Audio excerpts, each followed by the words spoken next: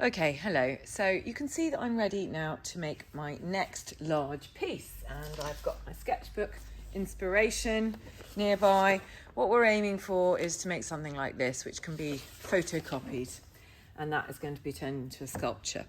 So here you will see that I have various materials, and I have tested, this can be my test paper, thicknesses of pens, different thicknesses of black pens, which I shall lend you, and even a white pen, which obviously doesn't show up on white paper yet, and I have some fairly diluted ink. So the first thing we're going to do is we are going to actually use some masking tape. This isn't going to be the whole of your sketchbook page, it's just going to be sort of a square of it. And we're going to use some masking tape because masking tape is very useful to mask areas. So we're going to be thinking in the same way that we were thinking before, which is just to sort of play with sticking diagonal shapes down. And here I want you to be careful, because what you really want to do is have quite neat edges and ends. So you want to be cutting them with scissors, and you want to be making sure that they're nice and flat down on the paper. The other thing you want to do is, make sure there's no wrinkles in there. Now, we're going to do a bit of this masking tape, but I thought I'd just show you what you can do to change the predictability of the shapes. You can have these torn. Sometimes masking tape tears. That is possible to stick that down, but for me, that is a little bit too organic and torn, that shape. It's not therefore suitable for the kind of art we are making today. So I'm going to get rid of that torn bit. I'm going to stick down some masking tape on top of this cutting mat. And I'm going to get a scalpel and a ruler. And I'm going to, with my scalpel, cut smaller pieces. And I'm going to use these on my paper. Again, being sure to stick them down properly.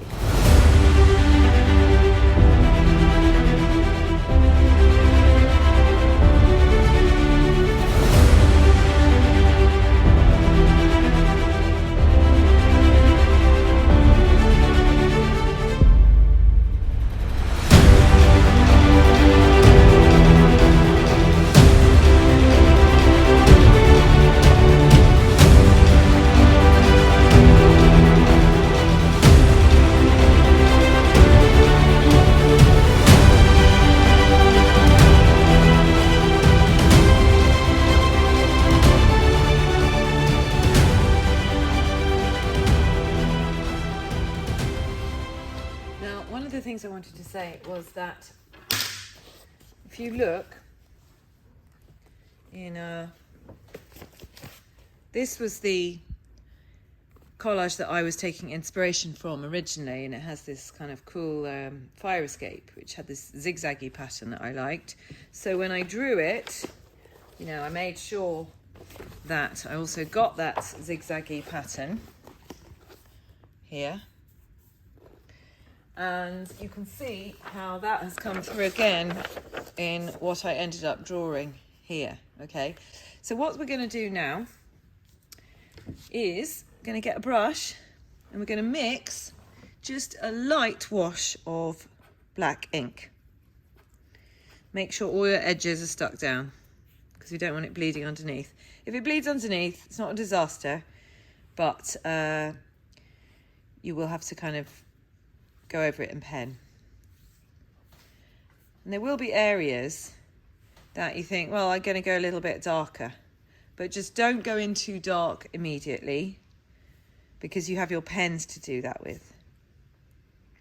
And so just don't get carried away with too dark too quickly. Get some more ink.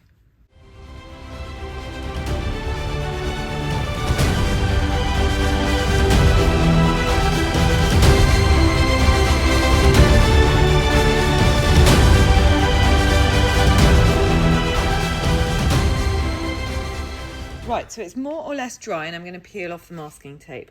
I expect that some of it has bled underneath. The other thing you want to be careful of is peeling off the paper, because of course the harder you stuck it down, the more likely it is to actually peel off the paper. So you just got to be really careful and just try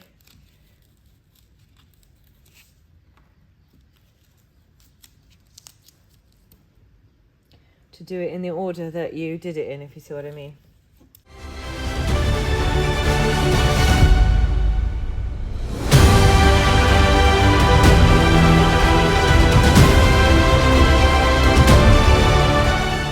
So the next thing that we're going to do is basically embellish this with black pen.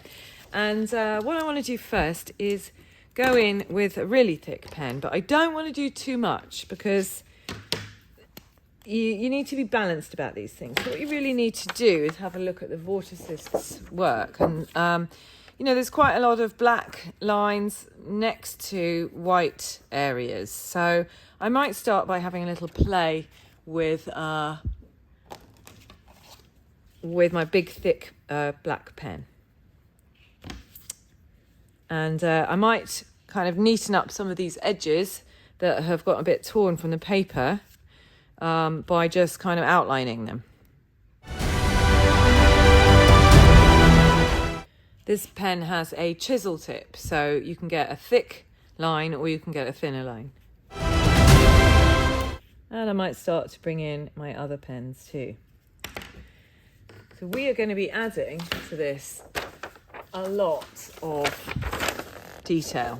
So you can see on this one where I have gone over patterns. So I put new patterns and shapes on top of the previous ones. So it's not just a matter of outlining the shapes that are already there. You can use dots, you can use different kinds of squares, you can do hatching. Keep it neat though. In fact, when I look at this one, I feel like I should have done more of it with a ruler. I got a bit sloppy. Keep it neat and keep the contrast going on all over it. So don't just have one area really black here, sort of vary it.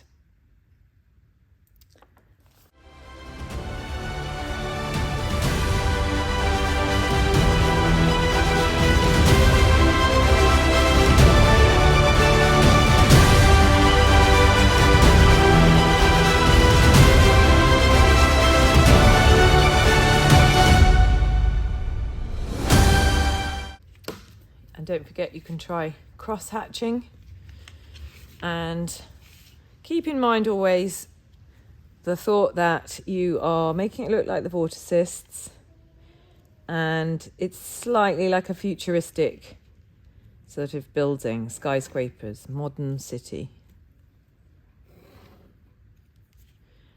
And it's really quite, you have to keep it quite neat.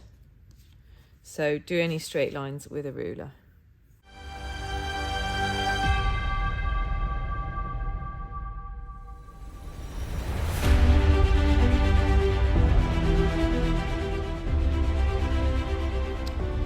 And you can see that we go further down more and more detail, into more and more detail. And we also have a white gel pen. And sometimes they work well, sometimes they don't.